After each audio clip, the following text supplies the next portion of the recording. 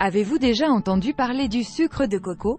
On voit de plus en plus de recettes qui l'utilisent et ce sucre est souvent considéré comme une alternative santé au sucre régulier.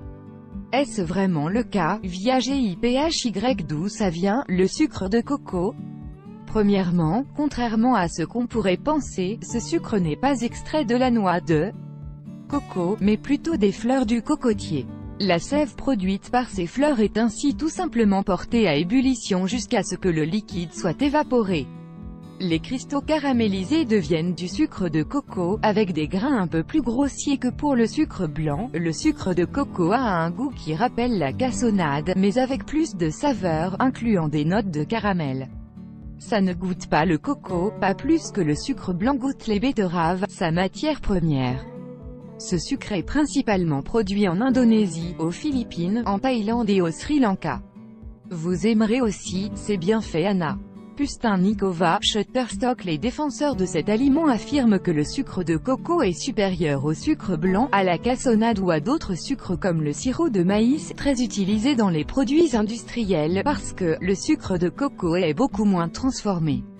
Effectivement, sa fabrication ne comporte que 2 étapes et est souvent réalisée de manière artisanale. Son index glycémique est moins élevé que les autres sucres. Ce dernier aurait été établi à 35, comparé à 60 pour le sucre blanc. L'index glycémique mesure l'impact des aliments sur notre taux de glucose sanguin et moins il est élevé, mieux c'est. Le sucre de coco contient une petite quantité de fibres, plus spécifiquement de l'inuline, qui présente certains avantages comme de stimuler les bactéries bénéfiques de notre microbiote et de ralentir l'absorption des sucres dans le sang. Il contient de plus des traces de minéraux essentiels comme du fer, du zinc, du calcium et du potassium. Il est approuvé pour les régimes paléo, c'est le seul sucre, puisqu'il était consommé durant la préhistoire.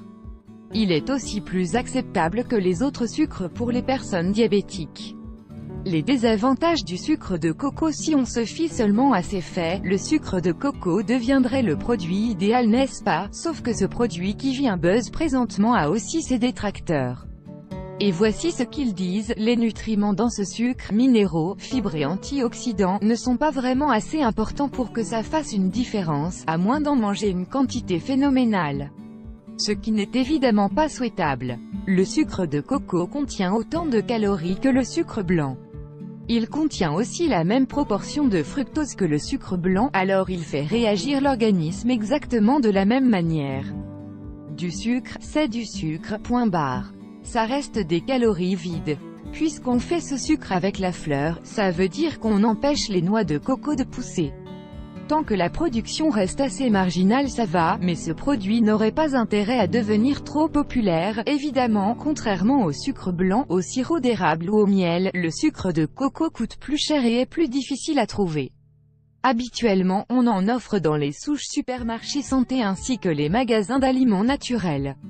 Comment l'utiliser? Taylor Kizer, UNS Splash. Alors, tout ceci ne veut pas dire que le sucre de coco n'est pas un bon aliment. Simplement qu'il faut toujours voir les 2 côtés de la médaille. Il peut être intéressant de s'en procurer et de l'essayer quand même, ne serait-ce que pour faire changement. Le petit goût caramélisé est en effet vraiment intéressant. De manière générale, on peut remplacer le sucre blanc ou la cassonade par la même quantité de sucre de coco. Simple de même. On peut donc faire à peu près n'importe quoi avec ce sucre: des biscuits, des muffins, des brownies, des cupcakes, des gâteaux, des gaufres et des crêpes.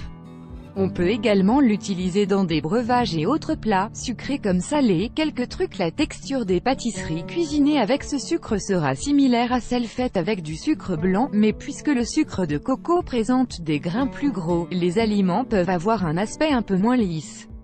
Ils seront également plus foncés. Avant de faire cuire les pâtisseries faites avec du sucre de coco, on peut laisser la pâte reposer 5 minutes avant de la mélanger à nouveau. Ceci permettra au sucre de bien se dissoudre. Une exception à garder en tête, le goût du sucre de coco ne s'harmonise pas très bien au goût du citron. Le sucre de coco peut également remplacer la cassonade, mais comme il est moins humide, et il est préférable d'ajouter un peu plus de beurre, d'huile ou de liquide que ce que la recette spécifie, à raison d'environ 1 c.